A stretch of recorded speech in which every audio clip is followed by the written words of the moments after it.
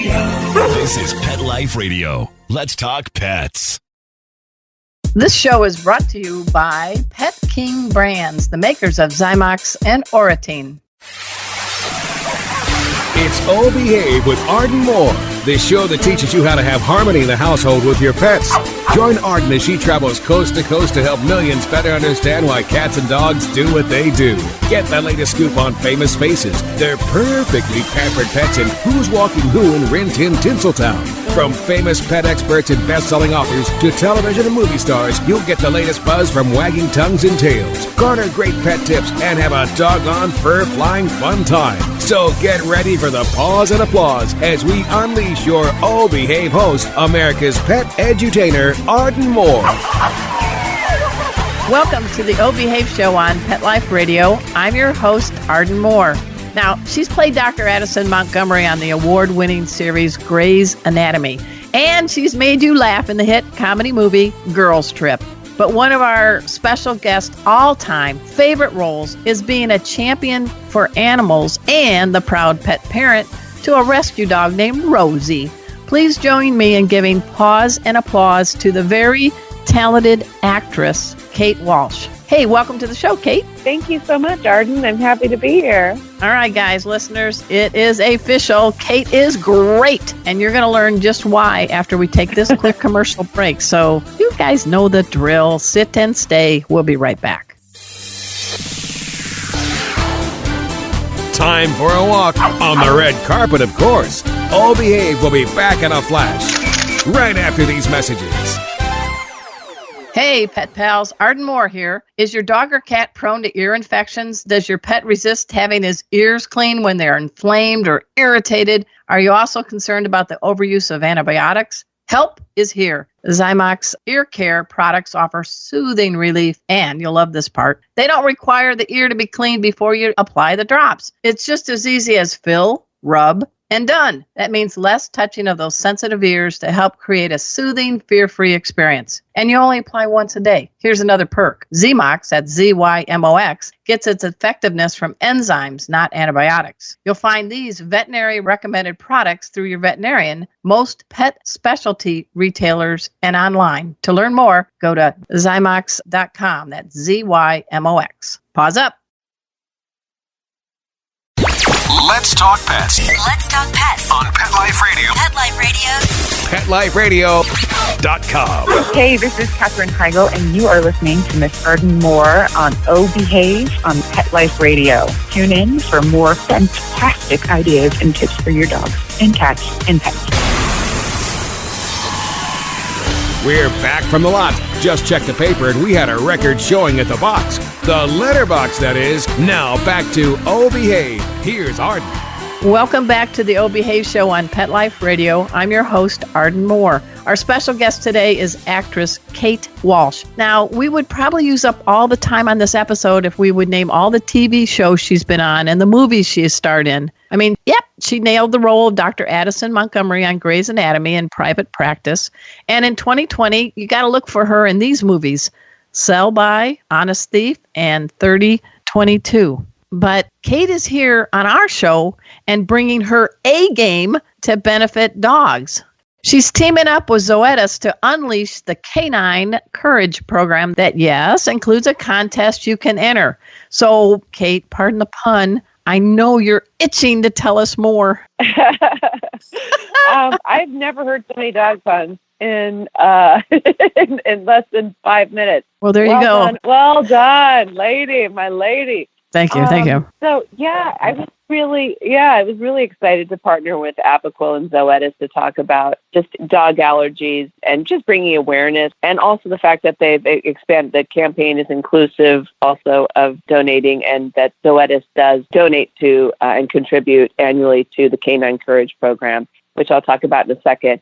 But basically, when I adopted Rosie, my dog, she'll be 12 in December. Happy birthday, Rosie. I know, it's coming up, 12. I know. And she's in great shape. She's doing really well. But when I adopted her in 2008 as part of a big adoption campaign here in New York, and when she had her allergies, dog allergies can manifest in such different ways. And that was one of the things that I loved about Zoetis and Apoquel, is wanting to educate people, make sure people are aware that when they get allergies, it's mostly manifest in skin.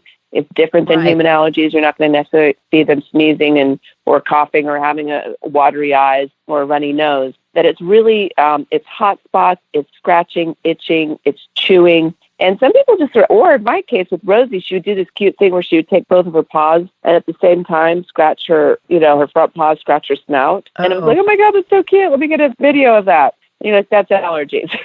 Yeah. And it doesn't stop. Or if your dog can't make it across the living room floor, or if you're out on a walk and they have to stop every couple feet to scratch or chew, or of course, when it gets more exacerbated, there's a bald spot, they lose their hair. You just don't want to let it get to that. So we just want to make sure people, A, don't try to self-prescribe, and B, take them to their vet and see if Apoquel might be right. For me, it worked. I had them use it on Lou Diamond Phillips, who's no longer with us, and also Rosie. But both of them, it worked like a charm. And, and some dogs it's just seasonal. It's like us. And sometimes if they're sensitive, it's year-round. It really just depends. It can come and go. I lived in California, so the climate was one way. Now I live in New York. It's different. So just to really keep on top of it, we want to make sure, of course, we take care of our buddies. And so, just to check it out with your vet and see if Apoquel might be right. And the other great thing about My Dog's A Game, that's the name of this campaign. Is there a website? Yeah, you go to mydogsagame.com. And you can get more information on Apoquel and everything else. But what we want people to do, and this has been the fun part, if you go there, you'll see, Zoetis is encouraging people to take their own dog selfies or videos. You could be in them or out of them and use the hashtag MyDogsAGame when you log on to mydogsagame.com. And every time you post a photo or video, it'll trigger a $10 donation by Zoetis Pet Care to the Canine Courage Program. And the Canine Courage Program, for those of you who don't know, it is an incredible program that provides healthcare assistance to retired police and military dogs, as well as active service dogs that assist veterans in suffering from post-traumatic stress. So it's really a great program because I think everyone, particularly now in the zeitgeist, people are aware of our service animals and how incredible and imperative they are, both to our military and police and for the fires in California. I mean, they're incredible animals. But I think a lot of people don't think about, well, what happens to them when they retire? The fact that there is this Canine Courage program that helps to make sure that their coverage, their healthcare coverage is caused, and that Zoetis is passionate about that. And again, every time someone uses the hashtag MyDogsAGame, when they upload their photo or video, it will trigger a $10 donation from Zoetis, capped at $25,000. But it is an incredible, a really incredible organization, the Canine Courage Program. And I was really thrilled and proud to partner with Zoetis and Apoquel and know that they're looking out for our canine companion. Well, I think you said it well, and it's one of my favorite hashtags. I'm going to get my 3 dogs. We've got a retired surf dog, Cleo, and an 85-pound Bernese mountain dog named Bujo, and I teach pet first aid with Kona, a terrier mix who we nicknamed Ice Cream Kona. So we're going to go to hashtag MyDogAGame.com after we talk with you, and you might see us on there. I know you can't wait to see us. I know that, right, Kate? I'm super excited. I know you are. How old is your bird? Bujo's, she's 9. Oh my gosh. And I call her, she's doing great. I call her my big black mountain. And we do 2 to 3 mile walks 4 or 5 times a week. Yeah, she's got the caramel eyes and she's like, what? Okay, let's do it. I mean, let's talk a little bit about Rosie. And you got to playfully, she's got a last name. And I want to know the 411 and how you took your sweet adopted dog back in 2008 from the Big Apple. And why did you pick the name? And tell us about her personality. Well, Rosie, she was, okay, it was a part of a big adoption campaign, and I was taking her around, and she was pretty much a little rock star on a lot of talk shows and morning shows.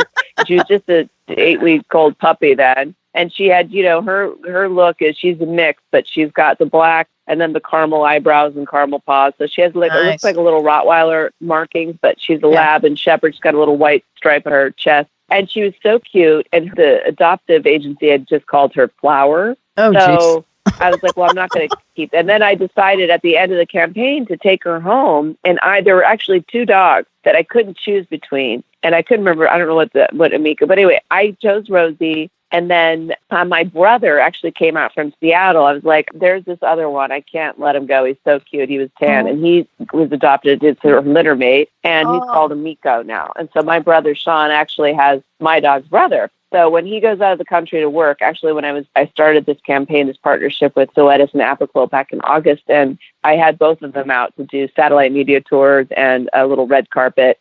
They were, or I think it was maybe a blue carpet, I'm not certain. But anyway. As long as it wasn't a pink carpet. Yeah, it wasn't. But anyway, yeah, Rosie. And because they were both born under a house in the Bronx, I named her Rosie after Rosie Perez. And then I had to explain myself actually to Rosie Perez on The View one time. I was like, it's a total honor. Please don't be offended that I named my dog Rosie Perez. But she had a high stats level. She's born in the Bronx. So I was like, all right, let's honor Our Lady Rosie Perez. So that would be sometimes her nickname. I love it. I love it. You know, I'm going to come to you next when I have another pet I have, so you can come up with a clever name because you've got it. You've got a hidden talent you probably didn't even know, naming dogs. I don't know. Don't you feel like they do. I have a cat named Pablo too. So okay. Orange Tabby. He's sort of a cat to dog too. Yeah. So they all get along. Oh, that's sweet. I have an orange tabby named Casey. Happy little family. Yeah, I'm a first orange tabby, and he teaches pet first aid all over the country with my dog. So we call him the feline George Clooney because the ladies love him and the dudes do too. So I am assuming they're very like flirty. Those orange tabbies are total like Lotharios. Let's be honest. They're complete like rock stars, and they know it, and they love to flirt. Yeah. Do you think they would, if they ever did like a Grey's Anatomy feline version, do you think Pablo could be a star? Well, you know, in private practice, we did have an orange tabby in there. We had a cactor. I can't remember his name, but he was really good. And then, but that was at the time, my friend Steve Blackman, who actually is now created and is running Umbrella Academy for Netflix, but he's a cat lover, and he had an orange tabby named Lewis. So we would, he was like, let's get her a cat. Let's have Addison have a cat for, they didn't continue it really, but we did have a cat for a few episodes. I was like, you guys, please, the audience is going to wonder where that cat went. But anyway. Well, let's talk a little bit. I know, you made your name in Grey's Anatomy and Private Practice and all these movies, but I'm going to make you roll back the tape a little bit. Tell us about your first TV show, and I think it was with Drew Carey. Tell us about your character, because that sounded like a hoot. Oh, it was so fun. Yeah, that was back in, I think, 98 or 98 maybe, 98. It was, I played Nikki Pfeiffer, Drew's girlfriend, and they did this whole bit. Bruce Helford was running the show then, and he was great. I mean, he'd run Roseanne and all sorts of other great shows. Anyway, they had this whole pitch to me that I was going to start out like my size, but they would establish that the character Nikki had worked really hard. She'd been really overweight and worked really hard to lose all this weight. But gradually, as she started dating Drew, she got bigger and bigger and heavier. She was like, I can't eat. And eventually they break up because she puts on a ton of weight. So it was me, basically. This was pre-Friends. It was like I was getting larger and larger. So then I wore a fat suit. Oh, my gosh. Larger and larger. And this was back in the day where they really didn't. It was like still an experiment in prosthetics. So there were a couple of times where I'd have a full face and neck prosthetic and then wear a suit that it was like too constricting. They have to carve out some of my chins. It was crazy. It was a really fun storyline to play. And Drew was such a delight. And yeah, that was the first really great experience for me. I was living in New York, and it was a very Hollywood moment, if you will. Matt, the casting director's like, well, they want you to meet Drew. So you fly out there and pack your bag. If you get the job, you'll stay for 3 months. If you don't, you'll come home, in a couple days. I rolled the dice, packed my bags for 3 months, and I got the job, and it was a great experience. He was a delight to work with. I made some really great lifelong friends. Are we ever going to see you on The Price is Right? I don't know. I haven't thought about that. I think that would be a hoot to have a reunion with him. Maybe. Let's talk about the 2020. My Lord, I don't know if you've been sleeping, but you've got 3 big movies coming out, correct? Yes. Well, I've got this month in November, actually. I think on the 22nd it drops. I have a film called 3022, which is like a space thriller, sci-fi thriller set in space with Omar Epps and Angus McFadden. Wow. And then in 2020, I'm not sure of the release date, but we've got Honest Thief, which is an action, also thriller love story with Liam Neeson, Jai Courtney, Anthony Ramos, and me. And nice.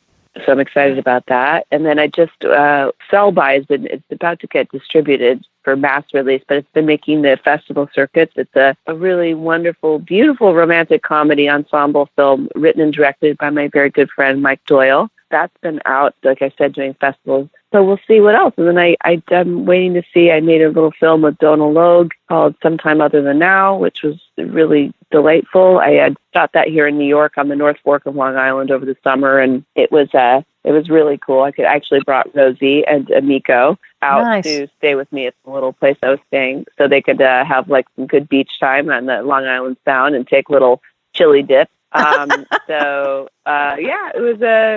been a busy, you're right. It's been a busy year, and I'm just finishing a TV project up in Toronto. So it's been really fabulous. Well, let me just and I am tired. Repeat. You're right. Yeah, but I've been traveling in between. Look at your range, lady. You got a space thriller, an action movie, and a romantic comedy. So we don't see Kate Walsh in the same personality or persona in any of those, right? So what's the secret? How do you nail these roles when you don't know. Okay. Oh, I don't know if I nail them, but at least I get the hammer out and the nail, and I don't know. I can't even have a witty response to that. But no, I mean, I love it. I love playing different parts, different aspects of myself come out, and I've been doing this since I was a kid, so I'm really lucky and fortunate. I feel truly grateful and blessed that I get to do what I love, that I have these opportunities, to play different stuff. Grey's Anatomy in private practice was such a obviously iconic moment for me, and for so many, it really kind of put me into more of a mass exposure. But I think, and it was wonderful to play Addison, but it was really even more delightful to continue on and play lots of different roles, Fargo and then Bad Judge. And yeah. I mean, you don't want to be just known as a Dr. Addison, so is there something someone ever passed on to you that's been able to say, hey, this is how people can also embrace and welcome you in a different role and not just keep thinking, where's Grey's Anatomy? Well, I think that it's always a sign of like huge respect and honor and love that people love that character or that show, and they're so attached to it because it's day in and day out, week in and week out. They see the show and they're familiar with that character and they feel like it's a part of their lives, and that's so special. So I would never want to dissuade that or poo-poo it, but I think then you're like, all right, but creatively for me, it's like I have to do what I need to do. And so, and I think that's why we have agents and some of us have managers or whatever to help sort of guide and create our careers so it's as satisfying to us. Like I love to do theater too, is one of the reasons why I moved back to New York. So it's just to keep it interesting and exciting and stimulating, And that's it. And if you're lucky enough to have some kind of a little bit of autonomy, which I've got, then you can kind of pick and choose a little. I like that. And that's been a delight as well. Yeah. Well, you made a great choice 12 years ago when you adopted Rosie. And again, just to let people know, let's tell us a little bit more about what's going on so we can help service dogs and help the dogs stop the itch. Yeah, so what you can do is log on to mydogsagame.com and learn more about if you suspect your dog has allergies or if they're itching, scratching, hot spots, licking, and see if Apoquel might be right for you, for your dog. And then also use the hashtag MyDogsAGame and load a video or a photo of either your dog or you with your dog. You can do a selfie. You can do whatever you want. And every time you load a video or a photo, it will trigger a $10 donation